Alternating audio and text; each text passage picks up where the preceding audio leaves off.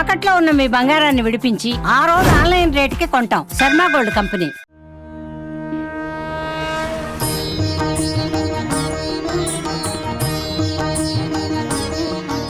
శరణాగతి మార్గం కార్యక్రమానికి అందరికీ స్వాగతం.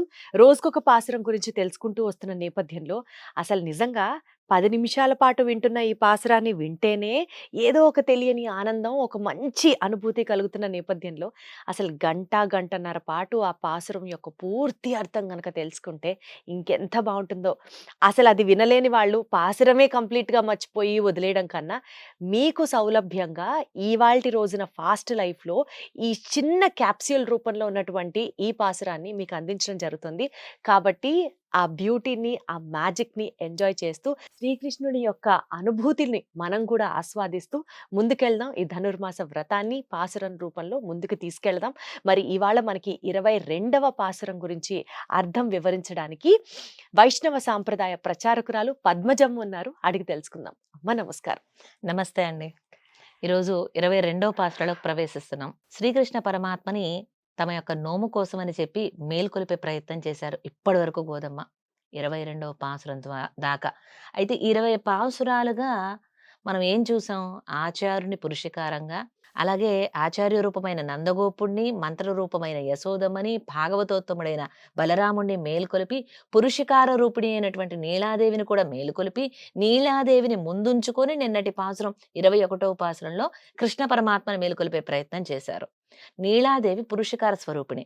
ఎలా అంటే మనం చేసిన తప్పులు చూడగానే స్వామి మనల్ని అనుగ్రహించకపోవచ్చు, ఆయనలో ఉండే నిరంకుశ స్వాతంత్రం పైకి లేవచ్చు. అందుకని అమ్మ ఎప్పుడు ఆయన అంటిపెట్టుకొని దయాస్వరూపిణి కాబట్టి ఆయనలో దయాగుణాన్ని పైకి లేపి తప్పులు చేయని వారు ఎవరుంటారు స్వామి అంటూ మనల్ని వెనకేసుకొచ్చి మనల్ని అనుగ్రహించేలాగా పురుషకారం చేస్తుంది. సిఫారసు అంటారు, రికమెండేషన్ చేస్తుంది. అమ్మ ముందు ఉంటేనే స్వామి మనల్ని అనుగ్రహిస్తాడు. అందుకని 20 పాసురాలుగా మేల్కొనటువంటి మన కృష్ణ పరమాత్మ నిన్న 21వ పాసురలో ఎప్పుడైతే నీలాదేవిని ముందుంచుకొని ఆమె పురుషకారంగా కృష్ణ పరమాత్మను మేల్కొల్పాలని ప్రయత్నం చేశారో వెంటనే కృష్ణయ్య మేల్కొన్నట్ట. అయితే ఆయన కళ్ళు తెరవబోతూ ఉంటే అయ్యయ్యో ఆగు ఆగు కృష్ణ, ఇలా కళ్ళు తెరవకూడదు అంటూ తాను ఎలా కళ్ళు తెరవాలో కూడా చెప్తుంది మన గోదమ్మ.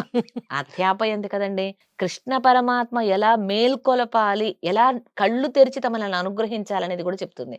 దీని వెనకాల ఒక కారణం ఏమిటంటే కృష్ణయ్య నేరుగా కళ్ళు తెరిచి చూస్తే మనం ఆ యొక్క దృష్టిని తట్టుకోలేం. ఇప్పుడు చూడండి, శ్రీనివాసుడిని సేవించుకున్నారు కదా, తిరుమల శ్రీనివాసుడిని. ఎప్పుడూ కూడా ఆ కళ్ళు 3 వంతులు కప్పేస్తూ పచ్చకర్పూరంతో మూసేస్తారు. ఎందుకు? ఆయన నేత్రాలు మొత్తంగా తెరిస్తే ఆ నేత్ర సౌందర్యం చూసి మనం తట్టుకోలేం, ఆ ఉజ్వలత మనం తట్టుకోలేం. అందుకని ఎప్పుడు కూడా పచ్చకర్పూరంతో ఆ నేత్రాలని అడ్డు పెట్టేస్తారు.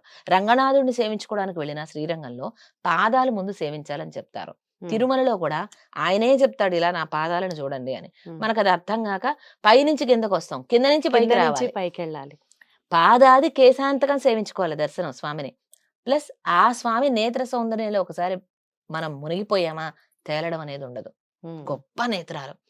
ఆ పెరియవాయ కణ్గళ్ మా తొండ్రిన్నై కాణావే అంటూ ఒక ఆళ్వార్లు అయితే తిరుప్పాణాళ్వారు ఆ నేత్ర సౌందర్యం చూశాక ఇక నేను ఏది చూడను అంటూ ఆ చూసిన మరుక్షణం, అప్పటి వరకు చూడలేదు, ఒకటేసారి చూశారు రంగనాథుడిని.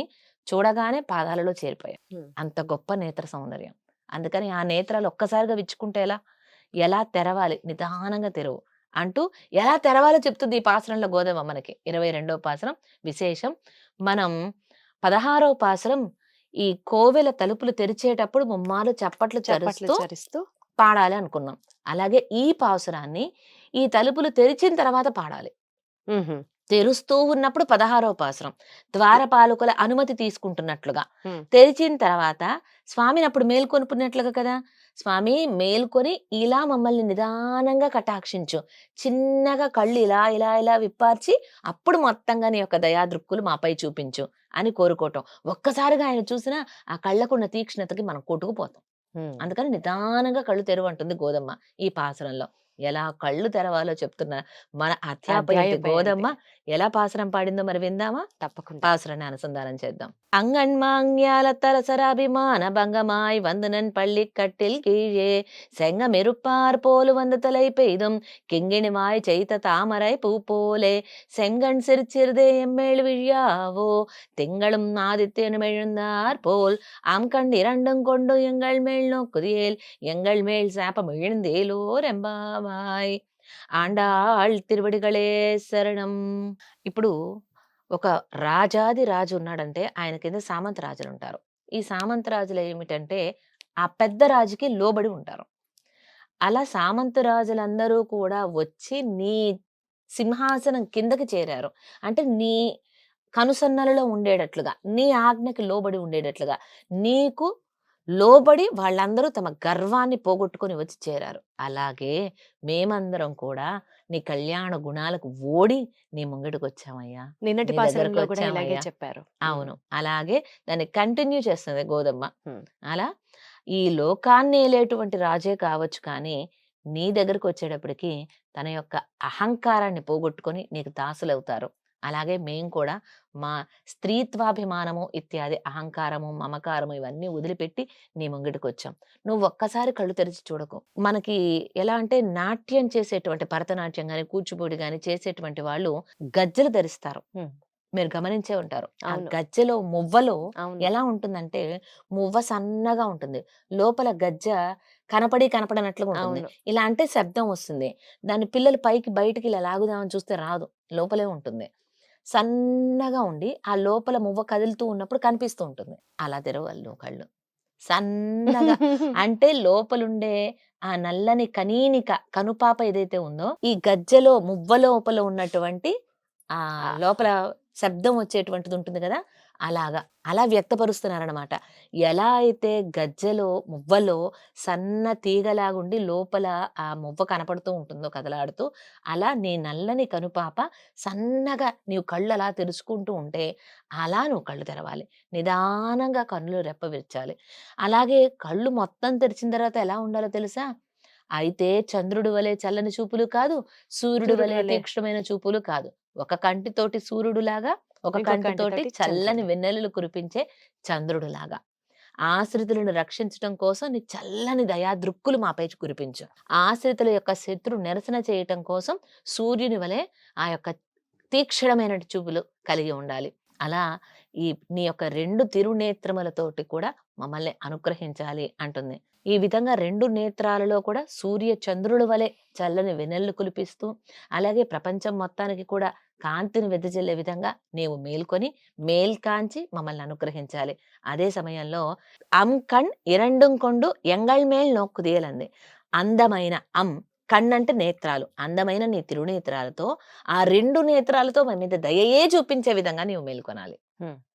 ఒక కన్ను సూర్యుడిలాగా తీక్షణంగా ఉన్నా, ఒక కన్ను చంద్రుడి వలె చల్లని వెన్నెలలు కురిపించిన ఆ 2 నేత్రాలతో కూడా దయా వర్షాన్ని మా మీద కురిపించే విధంగా నువ్వు నిదానంగా కళ్ళు తెరుస్తూ తెరుస్తూ తెరుస్తూ సూర్య చంద్రుల వంటి నీ తిరునేత్రాలు 2 మమ్మల్ని అనుగ్రహించే విధంగా నీవు మేల్కాంచవయ్యా అంటూ, కంటే ఘనంగా ఎవరిని మేల్కొలపలేరు. అంతే, ఇంత ప్రేమగా.